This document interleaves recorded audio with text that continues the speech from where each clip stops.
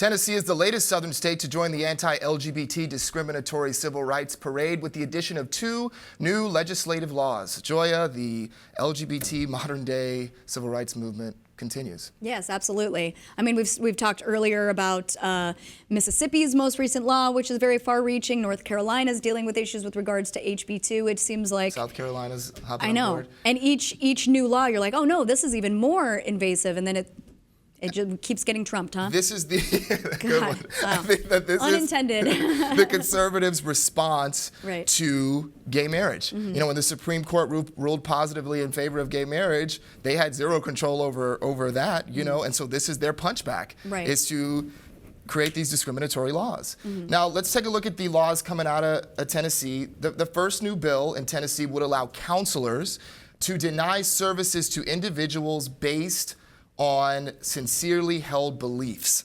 So they'd be able to refuse services to help gay individuals. Well, to me, that crosses a line because already, you know, you have issues of people being like, oh, I don't want to bake a cake for a gay couple. Right. But this crosses that line. It's even more sinister. You're like, you're dealing with people that, you know, they need help. They need mental health. And the idea of someone being like, no, I'm not going to help you now, and in Tennessee empowering them to do that, I can't wrap my head around it, to be honest with you. It's a really hard thing. As a gay man myself, it's a very hard thing when you are grappling and dealing with your own emotional landscape and coming to the conclusion that, wow, I'm gay. Wow, I'm going to do this. And I know I sought out professional guidance and professional support from a wonderful therapist that really helped me to navigate and negotiate everything I was going through. Right, so you have the counseling aspect, and then they also have... The other aspect of this was the idea of regulating bathrooms and requiring students at schools to use the bathroom that aligns with their sex at birth. Right.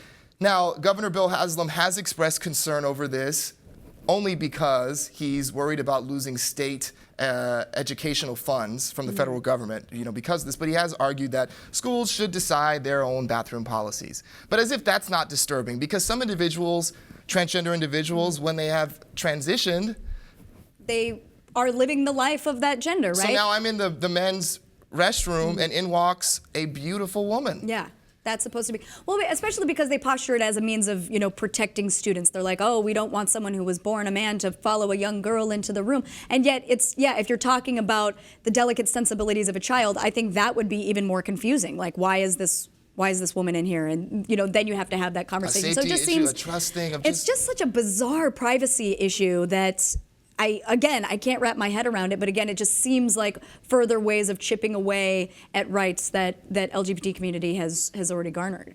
And I think, you know, they just want to make it difficult and continue to make it difficult. And this really, as I said at the top of this piece, I mean, I believe this really is our modern day civil rights movement that's happening in the country. It'll be interesting to see because, you know, in Georgia, for example, they vetoed it as a result of Netflix deciding that they didn't want to do business there. And all those production companies that were threatening to pull out because of it. North Carolina is dealing with the same thing, and I wonder if something similar will happen. I mean, it's like attacking the purse string seems to be some way of at least alleviating it, but I also feel like even if that happens, there's still going to be some provisions that people are going to want to keep. Once, especially when with the economic effects of this, that is what's really going to, you hope, disrupt. And as you said, we saw that in Georgia. Yeah, for sure.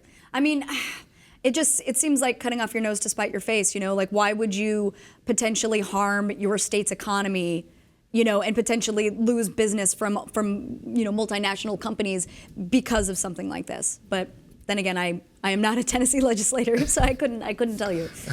Well, the LGBT battle continues, and we'll keep watch on it right here at Lip TV.